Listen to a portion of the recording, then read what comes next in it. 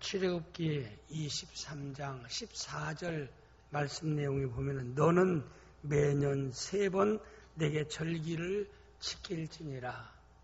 이 말씀은 하나님의 택한 백성 이스라엘을 향해서 하나님이 말씀하신 말씀의 내용입니다. 여기 보니까 이 말은 이스라엘 백성들에게만 해당된 말은 아닙니다.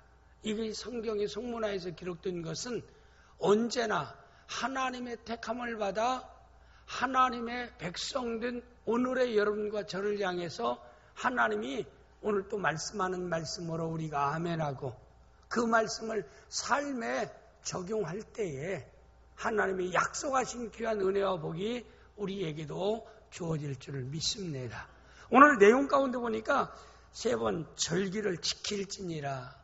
우리가 지킨다라고 하는 것은 뭐에 얽매인다, 부담을 갖게 한다, 나를 긴장시킨다, 힘들게 한다. 그렇게 우리가 받아들이기가 쉬운 것입니다. 마치 로마서 1장 1절 말씀에 예수 그리스도의 종된 바울은 이렇게 소개할 때도 우리가 성경을 우리가 이해할 때 조금 너무나 우리나라 한국어로서 너무나 성경을 받아들이면은 이해되지 않는 부분도 많아요. 내가 예수 믿어서 예수 그리스도의 종이 되어지면 종은 항상 어떻게 생각해요? 얽매여 있는 자, 자유가 없는 자 이렇게 우리가 생각하는데 이미 우리는 믿지 않는 사람은 죄의 종입니다. 어두움의 종, 마귀의 종입니다. 그러나 예수를 믿음으로 빛의 자녀가 되었어요. 그리스도의 종이 되었다라고 하는 것은 그리스도의 종이 되었기 때문에 죄로부터 자유함을 얻었고 그리스도의 종이 되었기 때문에 또 사망으로부터 해방을 얻었고 그리스도의 종이 되었기 때문에 사탄으로부터 자유함을 얻은 자가 되어진 줄 믿습니다. 그래서 그리스도의 종이란 말은 자유자가 되었다 이 말입니다. 나는 이제 죄로부터 자유자가 되었다. 또 사망으로부터 자유자가 되었다. 그리고 또 사탄으로부터 자유자가 되었다. 그래서 원수마귀가 이제는 우리를 마음대로 지배할 수 없는 자가 되어진 줄을 믿습니다. 왜? 예수 그리스도의 종된 여러분과 저가 되었기 때문입니다. 그러므로 종이라고 하는 그 단어 하나에 묶이지 말고 그리스도의 종이 되어짐으로 주어진 하나님의 은혜와 복을 우리가 헤아릴 줄 아는 볼 수 있는 이런 성도가 되어야 된다. 그런 차원에서 볼 때 지키라. 우리가 생각하냐? 예수 믿는 성도, 하나님의 자녀인 성도에게 하나님이 우리에게 가장 큰 건 뭐예요? 10가지 모세에게 주신 율법인 최고의 계명 10가지 계명입니다. 나 위에 다른 신을 내게 두지 말라.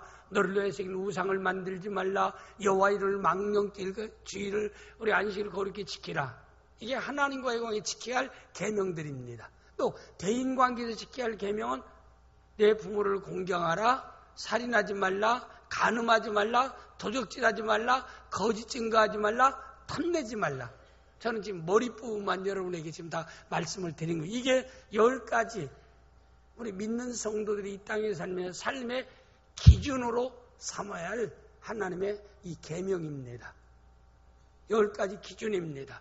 그러면 이런 것들을 우리가 하나님과의 관계와 대인과의 관계에서 지켜야 할 계명들을 하나님이 말씀할 때는 우리에게 부담을 주기 위해서 말씀한 것이 아니라 이 말입니다. 하나님이 인간을 창조하고 인간이 복되게 살 수 있는 기본을 우리에게 말씀하고 있는 것입니다. 책임을 말씀하고 있는 겁니다. 인간으로서 행복한 삶을 살 수 있는 타락한 인간이 이 땅에 살면서 하나님의 은혜와 복 가운데서 행복한 삶을 살 수 있는 승리의 삶을 살 수 있는 존귀한 자의 삶을 살 수 있는 풍요로운 자의 삶을 살 수 있는 건강한 자의 삶을 살 수 있는 기본 책임과 의무. 우리가 누구에게나 권리를 주장하려고 하면은 먼저 책임을 또 다해야 돼요.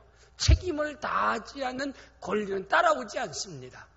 기본이 지켜지지 않는 사회가 어찌 좋은 사회라고 말할 수 있겠습니까? 기본이 지켜지지 않는 사회를 어찌 선진국이라고 얘기할 수 있겠습니까? 기본이 지켜지지 않는 나라에서 어찌 우리가 행복한 삶을 누릴 수 있겠느냐 이 말입니다. 세계에서 가장 여자분들이 즉 여행하기 어려운 지역이 어느 나라인 줄 아세요? 인도라는 나라라고 얘기합니다. 인도에서는 여자가 굉장히 비하되어 있어요. 굉장히 어려움이 많고 그리고 여러 가지 고난을 많이 닿는 지역이라고 얘기하면 그러면 세계에서 나이 든 사람이 가장 가고 싶은 지역은 어디일까요? 미국 나이아가라 폭포. 그건 나이아가라.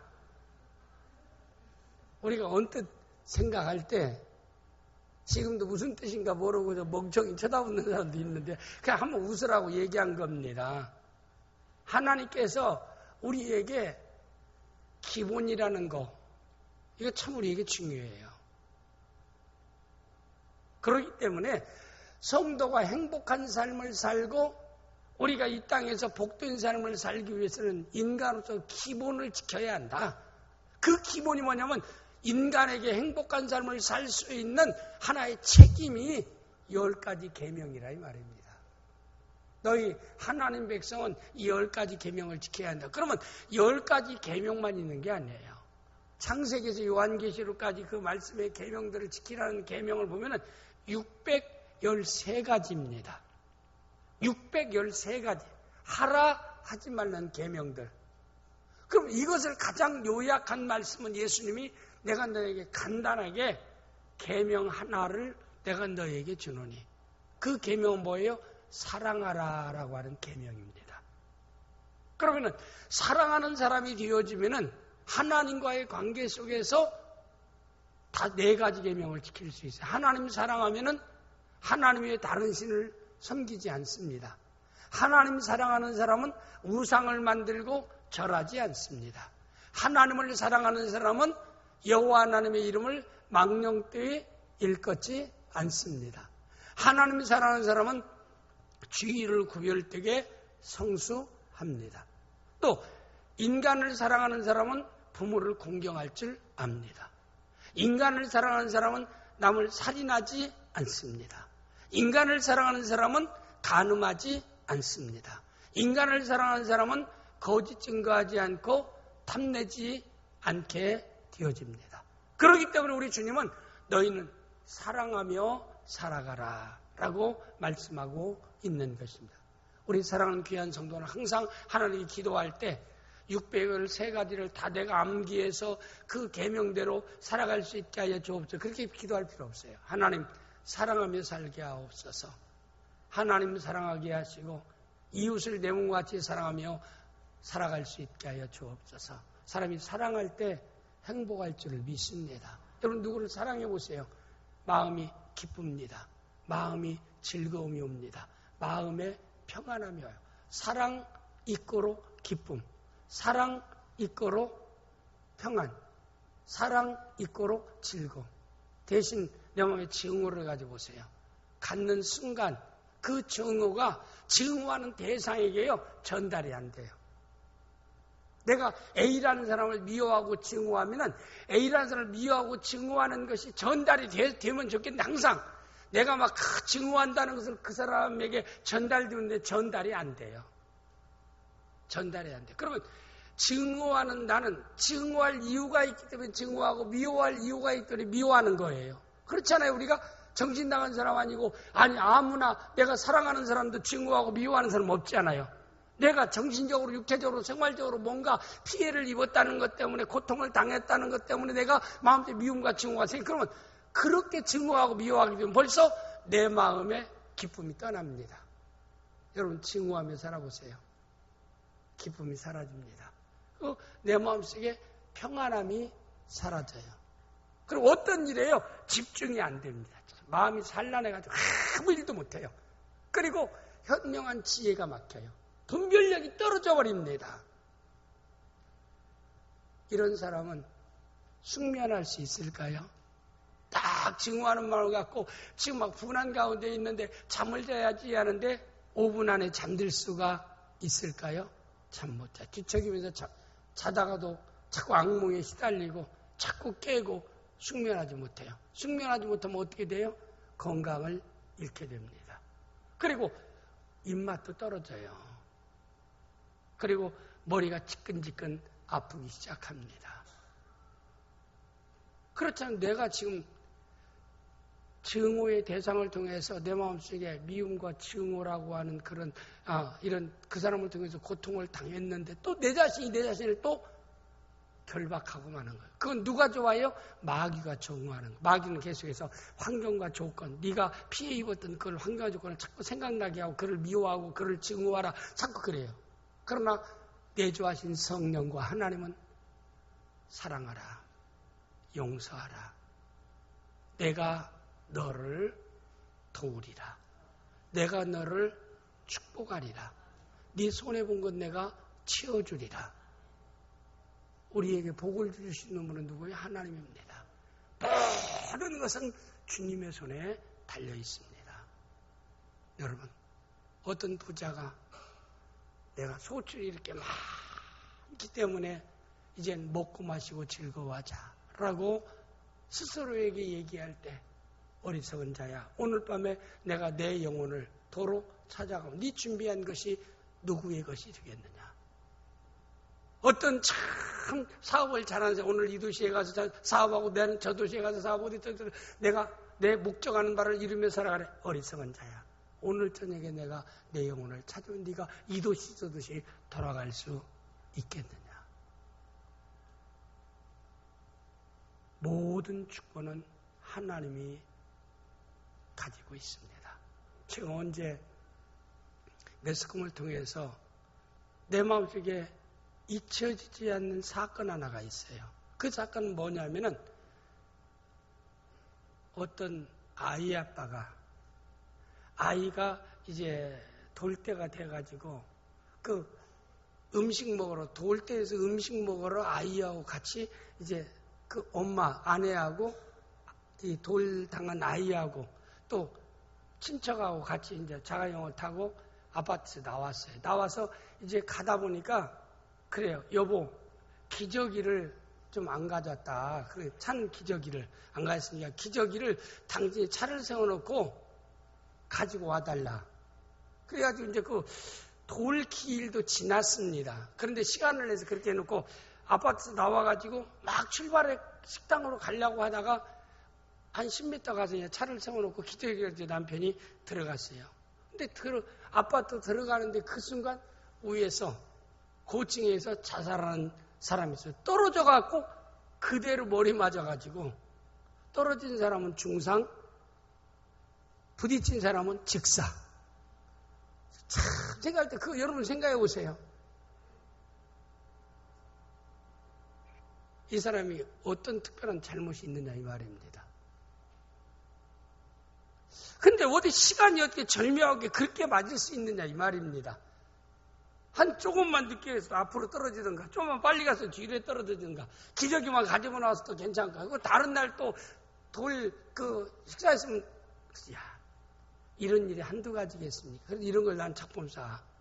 인간은 아무도 자랑할 수가 없다. 그래서 제가 좋아하는 성구가 시편 127편 1절 2절입니다. 여호와께서 집을 세우지 않으면 세우는 자의 수고가 헛되며 여호와께서 성을 지키지 아니하시면 파수꾼의 경사함이 허사로다. 아침 일찍 일어나 늦게 누워 수고의 떡을 먹으면 더 헛되도다. 우리의 삶의 목표, 계획, 꿈 하나님이 이루어 주셔야만 이루어질 수 있고, 내가 노력해서 어떤 정상에 올랐다 하더라도, 얻었다 하더라도, 달성했다 하더라도 누릴 수 있도록 은혜를 주셔야 누리는 역사가 있게 될 줄 믿습니다. 제가 얘기 많이 했잖아요. 괌 칼기 사건 때도 얘기해도 인천에 있는 중소기업 사장 이북에서 내려와가지고 돈을 엄청나게 벌었어요. 인천에서 아주 중소기업체 사장으로서 굉장히 많은 자산을 모았는데 그때까지 가족여행 가지 않았어요. 돈 모으는데 나중에 이제 원하는 대로 아들도 원하는 사람으로 키웠고, 그리고 자기도 사업에서 성장했고, 딸도 원하는 의사, 외과 의사하고 사유를 삼았고, 이제 소원을 다 이뤘어요. 자녀들, 손자, 손녀가 다 뒀어요. 이제는 금년에는 이제 돈 쓰러 한번 가자.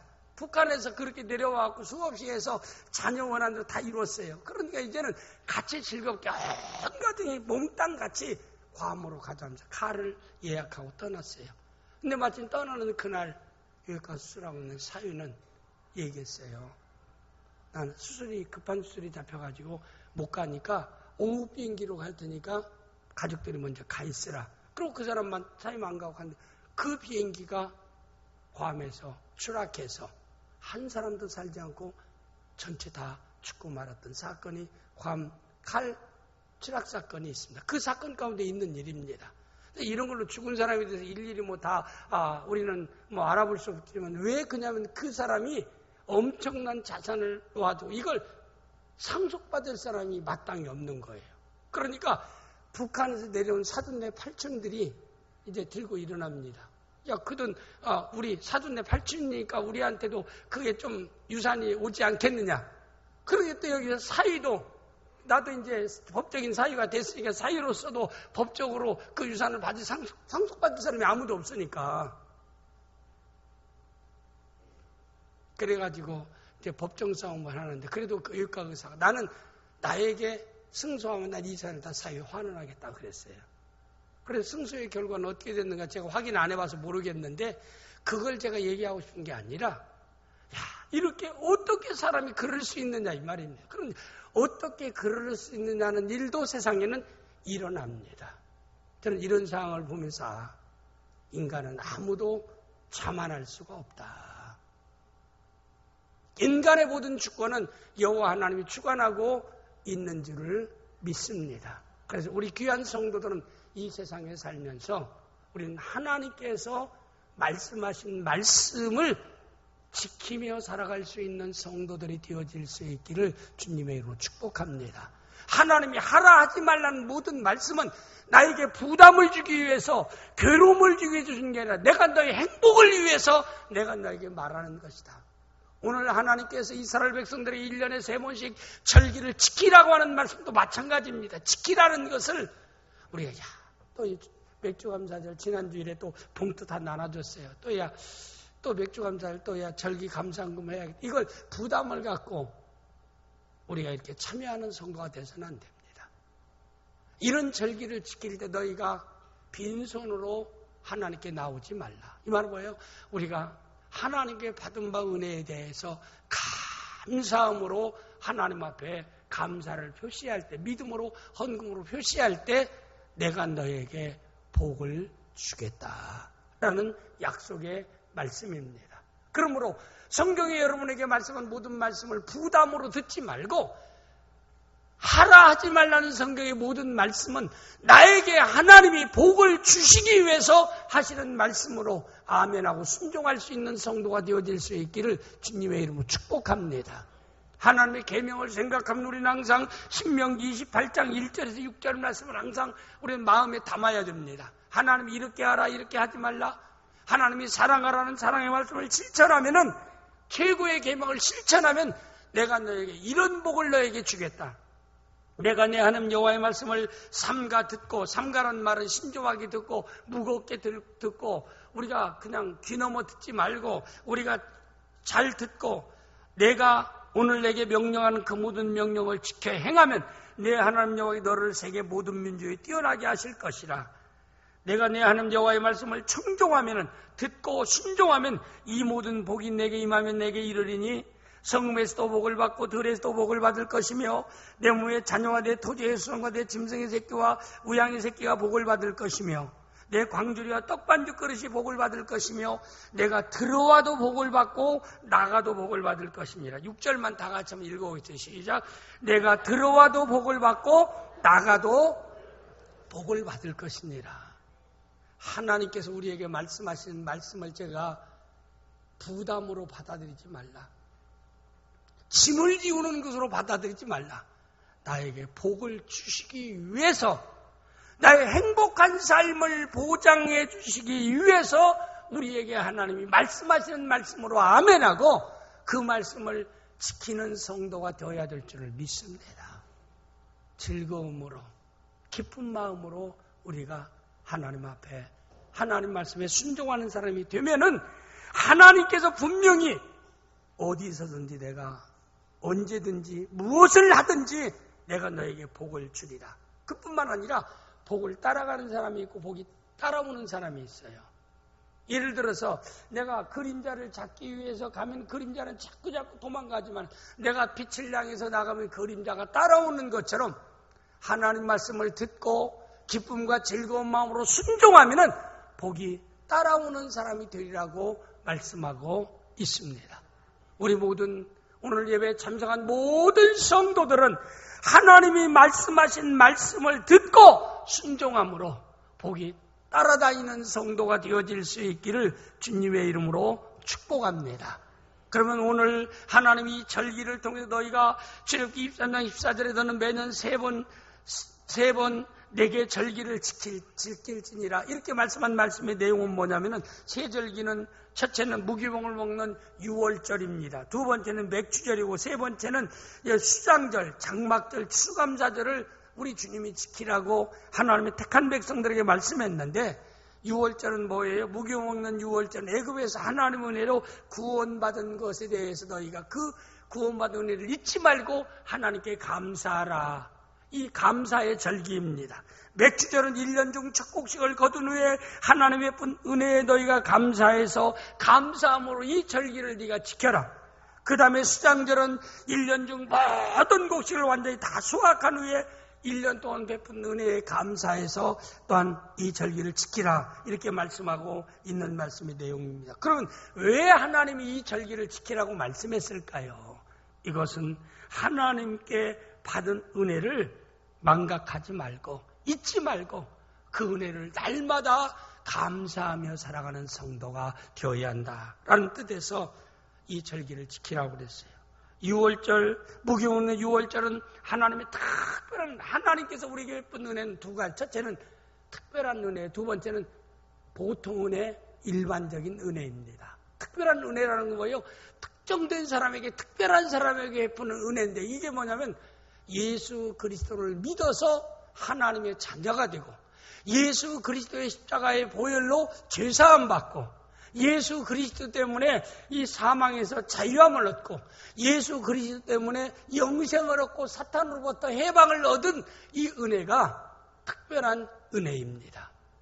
일반 은혜는 뭐 이 땅에 살면서 누리는 은혜, 믿는 사람이나 안 믿는 사람이나 똑같이 구별 없이 누리는 은혜를 일반 은혜라고 얘기합니다. 하나님이 태양빛을 믿는 사람이나 안 믿는 사람에게 내려주시고 또 믿는 사람, 믿는 사람의 눈에 비를 내려주신 것처럼 믿지 않는 사람도 열심히 좋은 계획을 세우고 좋은 이상을 가지고 구체적인 이 계획을 가지고 확실한 이런 행동을 함으로 이루어지는 목표 달성, 이런 것도 일반적인 은혜입니다. 이 은혜는 꼭 믿는 사람에게만 베푸는 것은 아니에요. 하나님이 이 사유를 이끌어가면서 일반적인 은혜는 믿는 사람이나 안 믿는 사람이 어떤 측면에 똑같이 내려주셔요. 그러나 우리에게는 또 특별한 하나님의 비상섭리의 역사는 기도라는 거하고 순종이라고 하는 게 있어요.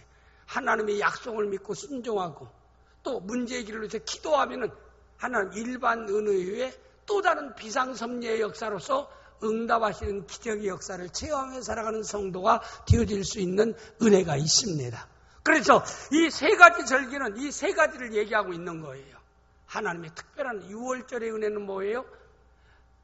이스라엘 백성들이 애굽에서 건짐당할 때 사망, 10번째 사망이라고 하는 심판을 할 때 하나님이 너희가 사망이라는 데서 자유를 얻기 위해서는 양을 잡아서 피를 문설주에 발라야 된다. 죽음의 사자가 그냥 건너가리라.